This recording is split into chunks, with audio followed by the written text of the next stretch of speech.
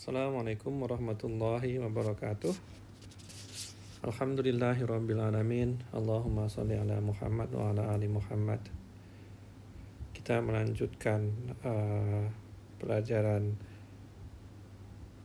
tentang sifat sholat Nabi dari sebuah buku yang ditulis oleh Syekh Muhammad Nasiruddin Al-Albani. Kita masuk pada bab sholat dengan mengenakan sandal. Sandal itu slipper ya buat orang Malaysia. Dan perintah untuk melakukannya. Landasan daripada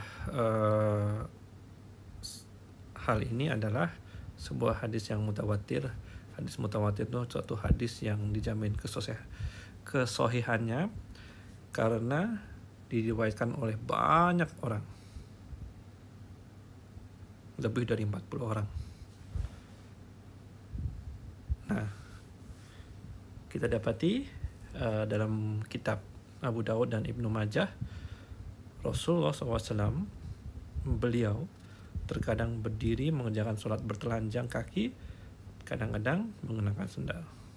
Kalau kita simpulkan bahasanya adalah Rasulullah SAW tuh kadang-kadang sholat pakai sandal, kadang-kadang nggak pakai apa-apa.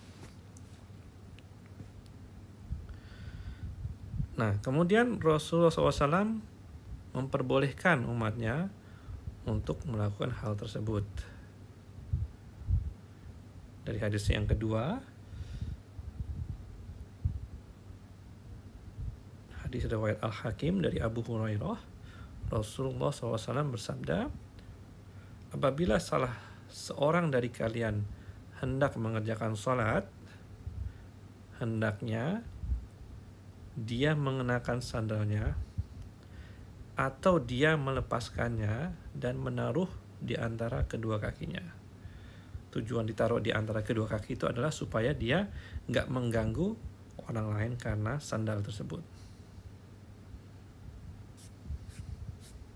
Baik. Nah, salah satu tujuan disunahkan untuk sholat memakai sandal adalah karena Rasulullah SAW memerintahkan untuk menselisihi atau membedakan diri dengan kaum Yahudi. Karena kaum Yahudi itu mengerjakan sholat tanpa mengenakan sandal atau slipper dan khuf mereka. Ini kita bisa jumpai di kitab Abu Daud, Al-Hakim, Al-Baihaqi. Diriwayatkan oleh dari bapaknya Ya'la bin Shaddad bin Aus.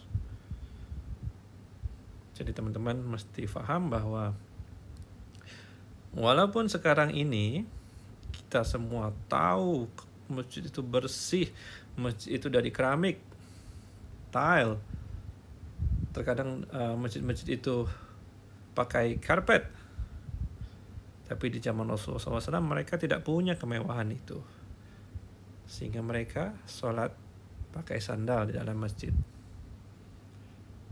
Nah, terus ada yang berkata lah, terus gimana kalau umpamanya di sandal itu ada najisnya? Nah, ketika kita secara visual bisa melihat ada najis, maka Rasulullah SAW meminta untuk melepaskannya dan meletakkan di samping atau di tempat yang aman. Ini bisa kita jumpai referensinya dalam kitab Abu Daud, Ibnu Majah, dan Al-Hakim. Ketika Rasulullah SAW mengimami sholat kami, pada pertengahan sholat beliau melepaskan kedua sandalnya. Beliau mula-mula sholatnya pakai sandal atau slipper, kemudian dia lepas. Rasulullah SAW melepasnya dan meletakkan di samping kiri beliau. Ketika para makmum melihat kejadian itu, mereka serta-merta melepaskan sandal atau slipper mereka. Kenapa mereka lakukan itu? Karena makmum harus mengikuti imam. Nah, sesuai melaksanakan sholat, beliau bertanya, ada apa dengan kalian? Mengapa kalian melepas sandal atau slipper kalian? Maka para sahabat menjawab, kami, ya Rasulullah SAW, melihat engkau melepas sandal. Maka kami pun juga melepaskannya.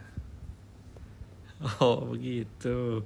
Beliau lalu bersabda, tadi sungguhnya Jibril mendatangiku, kemudian mengabarkan kepadaku bahwa di sandal atau slipper itu ada kotoran atau najis. Maka saya segera melepaskan kedua sandal atau slipper itu. Apabila salah seorang di antara kalian masuk masjid, maka hendaknya dia perhatikan dengan seksama kedua sandalnya. Nah, jika dia melihat di sandalnya itu ada kotoran atau najis, maka hendaknya kalian gesekkan atau kalian usap-usapkan ke tanah. Setelah itu hendaknya dia sholat dengan memakai kedua sandal atau slipernya. Dan digesek-gesekkan ke tanah itu bisa mensucikan najis. Kita jumpai ini dalam kitab Abu Daud, Ibnu Majah, dan Al-Hakim. Itu dulu untuk hari ini. Terima kasih. Assalamualaikum warahmatullahi wabarakatuh.